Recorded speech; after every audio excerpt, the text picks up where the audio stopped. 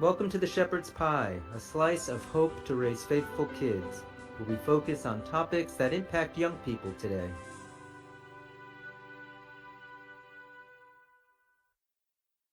I'm Antony Barone Kolenc, but you can call me Tony. I'm a father of 5 who served in the Air Force for 21 years. I'm now a law professor and a columnist for Practical Homeschooling magazine.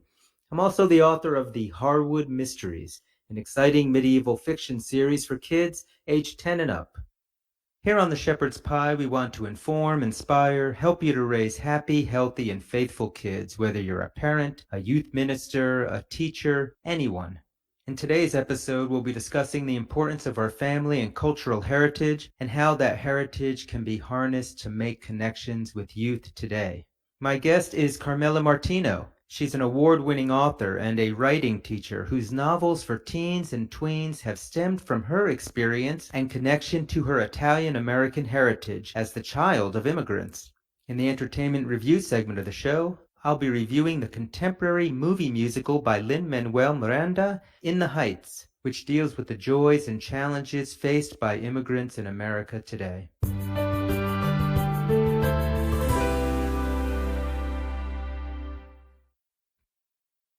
My last name might not show it, but I am 84% Italian. At least that's what 23andMe told me when they analyzed my DNA sample that I sent in a few years ago. In fact, I'm the grandson of Italian immigrants on my mother's side. They immigrated to the United States in the early 1900s through Ellis Island in New York. We have the ship's registry where they sailed. We can see their names there. I had a chance to visit Ellis Island a few years ago and was just blown away by all that they have there, detailing the plight of immigrants who came to this country, especially in the early 20th century, and especially from places like Italy, where my ancestors came from. I still have relatives in Italy. I got a chance to visit them a few years ago on the little island of Procida. But I grew up and I was proud of my heritage as an Italian American. And even as a lawyer, one of my favorite Supreme Court justices was Antonin Scalia, the first Italian American to be put on the Supreme Court of the United States. My Italian American heritage is a big part of who I am. My family values, the importance of family, my identity, and each of us have our own story. My family may have come from Italy. My wife's family came from Ireland and Norway and Guatemala. The topic of immigration is a controversial one today. It's not so much the Italians anymore who are immigrating to the United States, but we're getting people from all over the world, whether Africa or Vietnam or Guatemala or Mexico. And each of them are faced with the same issues that have always faced immigrants coming to this country. Fitting in to a new culture, being treated differently because you look, sound, or believe differently than those who were already here. And the issue of immigration is now big political football, isn't it? With the Dreamers and the debate over how do we control illegal immigration? How do we even refer to these people? Are they undocumented migrants? Are they illegal immigrants? It's a topic that in many ways is dividing the country today. So maybe we should avoid it when we talk to our kids, when we have our youth groups. Maybe the issue of heritage and culture should be avoided so we don't have division in our classrooms. Not so, says my guest today, Carmela Martino. As we talk about her youth novels that revolve around her immigrant heritage, we also talk about why it's still important today for us to make those connections for our kids, for our students, and how those connections of heritage and culture can even help us reach them with the faith.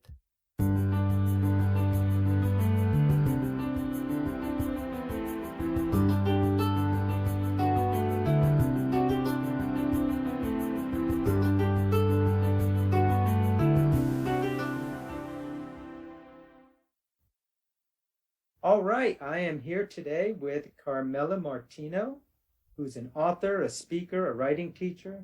She's actually the author of 2 award-winning novels that are based on her experiences growing up in an Italian immigrant family. And I asked her to come on the show today so we can explore a little bit about how our culture and family heritage impacts us and how we might be able to harness it to impact youth on issues of importance to them and on faith issues. So Carmela, welcome to the show. Thank you, Tony. I'm happy to be here today. Can you introduce yourself? Tell us a little bit about your background, especially It looks like your heritage is important to you in your writing. Yes, it is. As you said, I'm Italian American. Both my parents were born in Italy. They got married in Italy, and I was born 9 months later, but they were living here at the time. So I could well have been born in Italy. I'm named for my maternal grandmother. That's where Carmella comes from. And so, because my parents were immigrants, I was bilingual as a child. I'm the oldest of three children, though there were two siblings who died. And one of those stories ended up being an inspiration for one of my novels. But I grew up in Chicago, and I had always loved writing. I'd actually had some things published as a teen. I published some poetry and other things. When my son was born, I became a stay-home mom and a freelance writer. And I eventually went back to college, got a Master of Fine Arts in writing for children and young adults. And that's where I worked on my first novel, Rosas Story. So you grew up in an Italian family, and we were talking earlier that I also grew up with an Italian family, but in New Jersey, not in Chicago. So I didn't quite have the same hook. I didn't grow up bilingual, for instance. So what about your children? You mentioned that you have a son. How have you passed on your Italian heritage to him? It started with him using the Italian names for grandma and grandpa. When my parents were still alive, they were Nonna and Nono. And food is very important in Italian families. Food is love. It's my love language. We have traditions for certain foods at certain holidays. And some of them even are related to faith that are specific to Italians and maybe other communities as well, like St. Joseph is very important to us, St. Joseph's Day, All Souls Day. My mom had the tradition. You would light a candle, you'd have a candle lit all day, All Souls Day. And every time you passed, you say a prayer for a member of the family who had passed. And it was a reminder of those who have gone before us. So what's really interesting and beautiful about what you were just explaining is how much your Italian heritage, it's just interwoven. It's interwoven in your food, in your feast days and holiday traditions. What's really interesting is it's so interwoven that it's impossible to separate it out. And, we have these traditions and we want to pass them on to our kids, obviously. And some of those traditions include the faith, wrapped into them, whether it's eating St. Anthony bread on the feast day of St. Anthony, which we had a little Italian church near where I grew up, and my mom used to always go on St. Anthony's feast day, which of course is my name feast day, right? And get me St. Anthony bread and bring it to me, these little balls of hard Italian bread that I'd never had any other time in my life except when my mom would get it from this little Italian church. So it seems to me that, especially if you do have this kind of heritage, passing it on to the young is important. Can you talk to that a little bit? Because obviously you write about it in your novels. It's a way to stay connected with our ancestors in part, and to keep them alive in a way. And for that is one of the reasons I like doing it. And I know for me personally, when I do things like make an Italian food, it reminds me of doing it with my mom growing up. And my son has made Italian food with me. We've made homemade pasta together. And hopefully that memory will keep him connected to me, even when I'm not around. So I think if we don't do those things, we lose that opportunity to continue the heritage and those memories and the connections that we have to one another. And we're talking now with Carmela Martino, an author of Rosa Sola, a book about Italian immigrant family.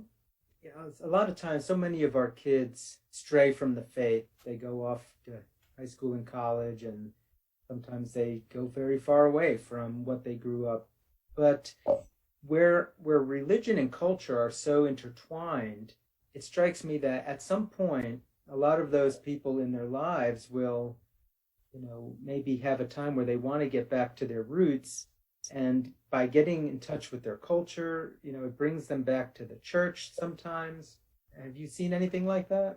I agree with that that it can be a way. I believe it can be a way. I was going to say, my son doesn't have children yet. I hope he will. I'm hoping that when they have their own children, he'll want to repeat some of the traditions that I did with him. And that's often when my husband and I were involved in baptism prep in our own church, working with young couples who were bringing their children to be baptized. And often that's the opportunity. It's when they may have strayed from the church for a while, but then they start their own family and they want to come back to the church to continue the things their parents did with them. Yeah, and that's really important too, because if you have a generational break there, then you may very well, lose that capability, because then, those kids or grandkids no longer have that connection. But what do you say to a family? I mean, like, all of us have some sort of tradition, like our parents came through Ellis Island. But so what do you do if you've lost that connection? What do you say to those families who are like, well, yeah, I have an Italian heritage, but I wasn't really raised with it? I mean, are they just lost to it then? Is it saying, okay, well, sorry, I guess we won't be able to use that, for helping your kids? No, I don't think they're lost to it at all. And I think fiction is a great way to bring them back to it. So I think that one of the things that can help young people connect with their heritage is to read books, even if they haven't personally in their own upbringing experienced what it's like to be in an Italian family. They could read about Italian, they could read Rosa Sola, and that might raise questions that they could ask and research about their own family. And there's so many resources nowadays to do that kind of research that it might spur them.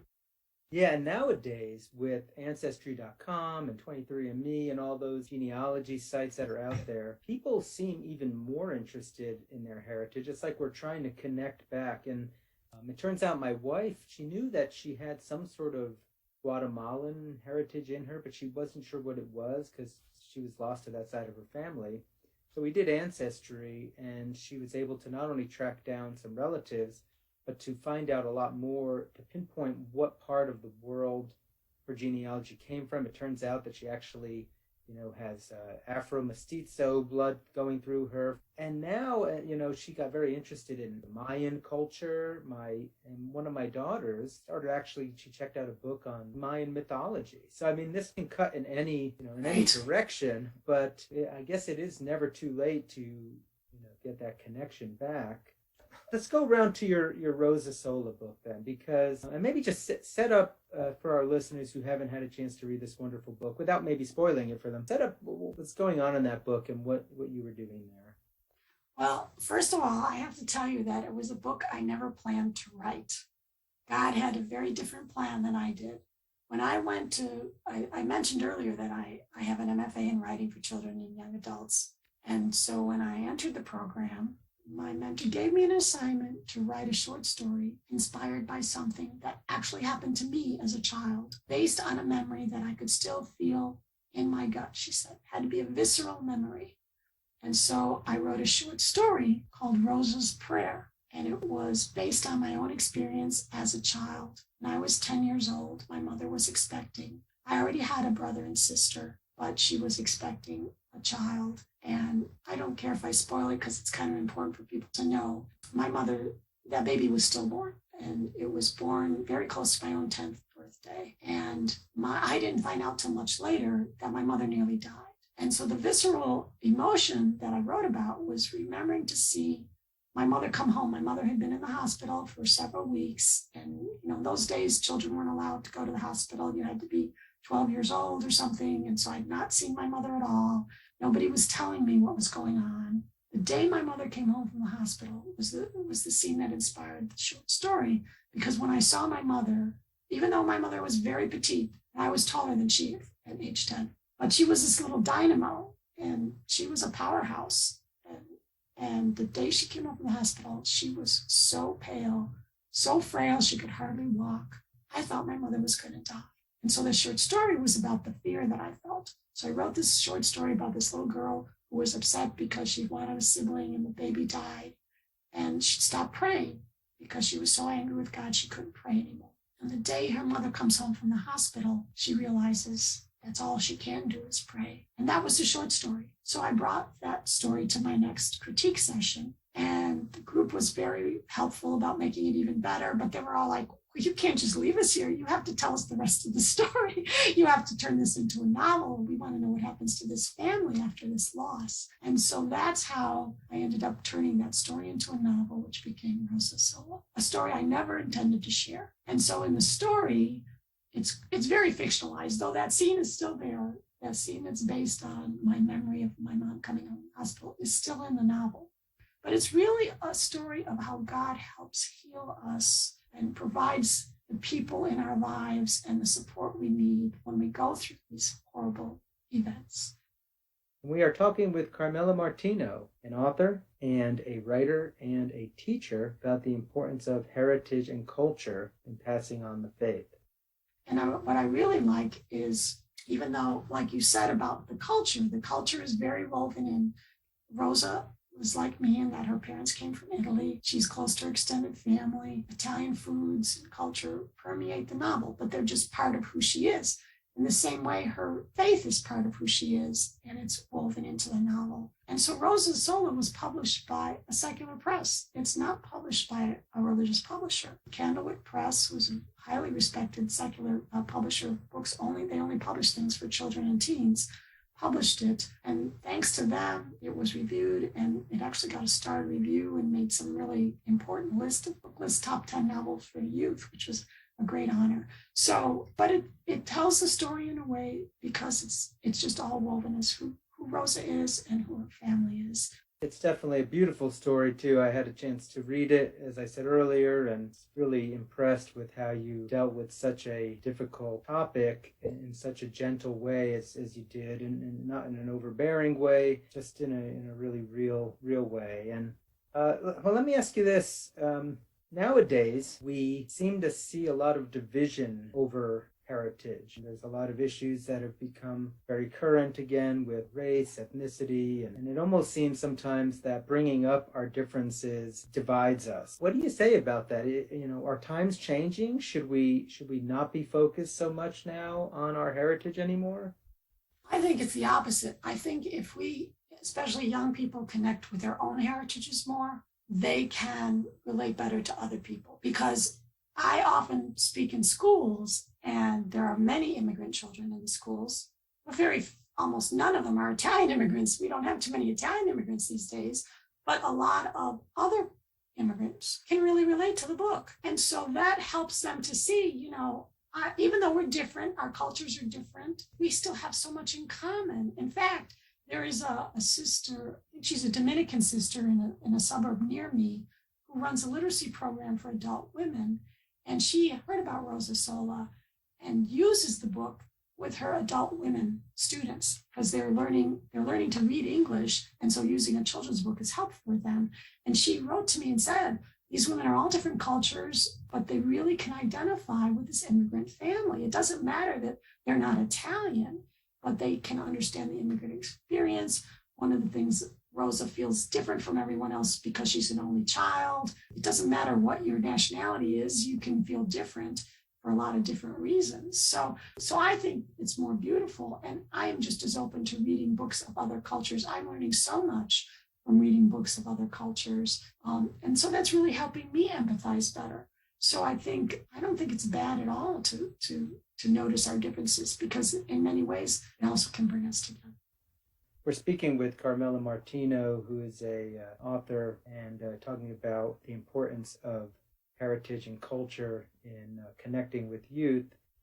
So what do you say then, what advice might you give to an adult who's working with youth, whether it's in a youth group or catechist, or if it's even just a grandparent trying to relate to their kids? How can they use this idea of heritage and culture to reach those kids?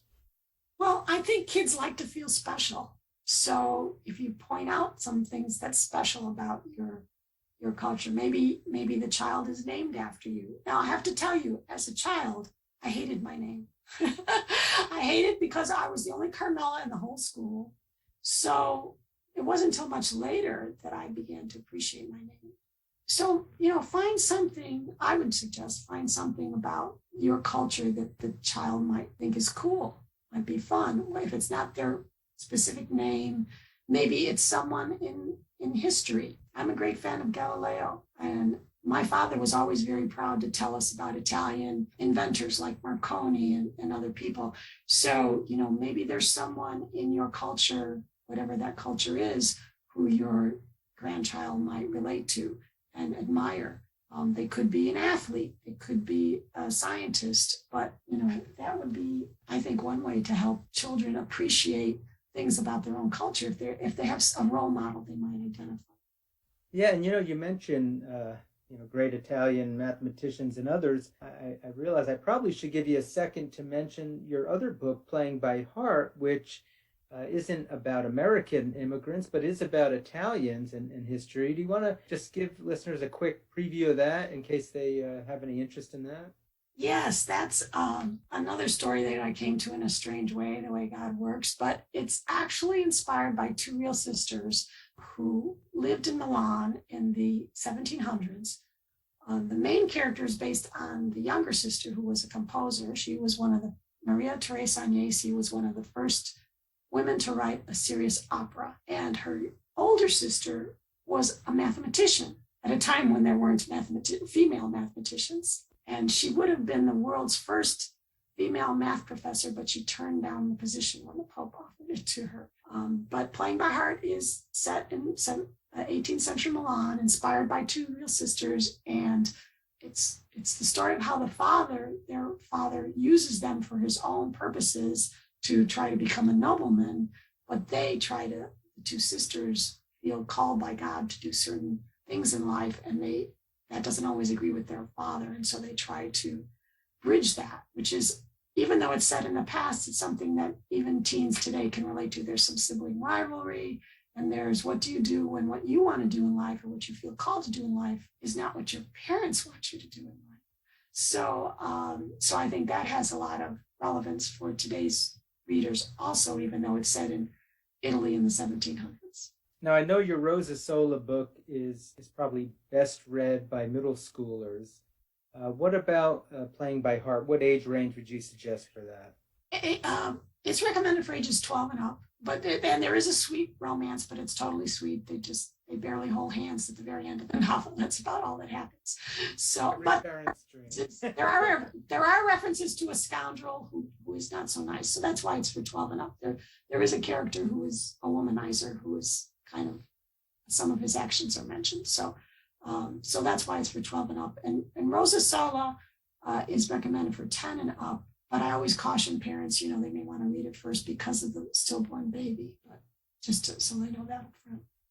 And where can they find your books if they're interested in getting them? They're anywhere you can buy books. They're on Catholic book sites, and they're on Amazon. And if you go to my website, there's links there too. So there's also more information if you want more. If you happen to be Italian or you want to learn more about Italian American history, the Rosa Sola page has links to cultural Italian American things that are mentioned in the novel. For example, pizzelles are mentioned, and Italian playing cards, which people may not realize look different than American playing cards. So there's links on my website to that too. And I will have a link to your website on my website with this episode for anybody who's interested. Well, we've been talking to Carmela Martino, an author and teacher, about the importance of heritage and culture, especially in passing on faith and other important life lessons to our youth. Carmela, it's been a pleasure having you on the show today. Thank you so much for joining us. Thank you, Tony. It's been my honor.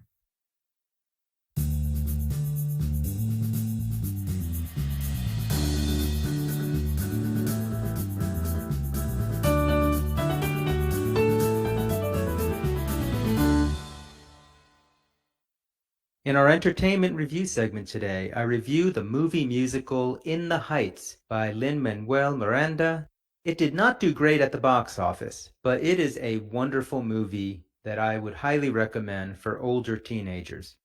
It's a movie about immigrants in the barrio of New York, and you see the dreams of these immigrants and their desire to, on the one hand, break out of the barrio and succeed in life, and on the other hand, realizing that their community and their family is in the barrio, and that's where they draw their identity.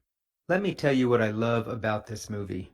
First, we have two very strong female characters. Nina is extremely intelligent. She's escaped the barrio to get into an Ivy League school on the West Coast, but now she's thinking of quitting because she really doesn't feel like she fits in based on where she grew up around all these well-to-do college students. And you see her struggling with this throughout the movie and finally coming to terms with it, realizing that she can take her education and use it to help other immigrants.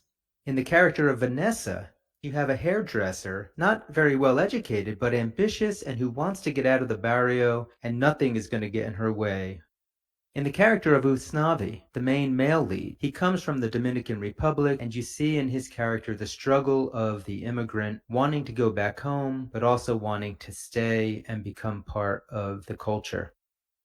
There's a wonderful elderly woman, Abuela Claudia, who takes care of everybody on the block. And at one point there's a scene where all of these young people whose lives she has touched gather together and they sing this song, but they're actually raising this beautiful woman up to God. The other thing I love about this movie is the idea of family values, being true to your family and loving your family and taking care of your family and making sacrifices for your family. So many wonderful messages in this movie. Unfortunately, I can't recommend the movie for young kids. Some parents might not feel comfortable, even with very young teenagers, seeing this movie. Why is that? Unfortunately, there's several sexual innuendos that are in the lyrics of some of the songs. There's not a lot of this in the movie, but there's enough that a sensitive parent might not feel comfortable exposing to a young teen or child at this time. This is a beautiful movie that I would recommend to older teenagers and adults.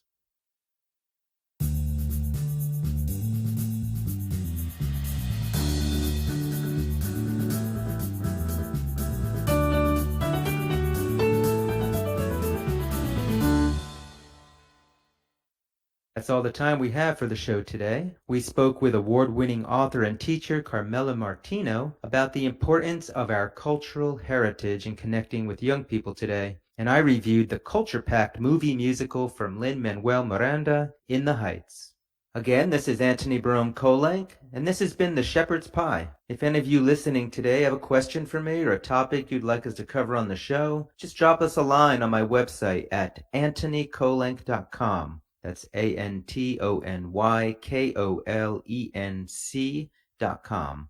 Also, if you visit my website, you can learn more about my historical fiction series, The Harwood Mysteries. I'll end as always with my wife's favorite scripture quote from Romans 8:28. We know that all things work for good for those who love God, who are called according to his purpose.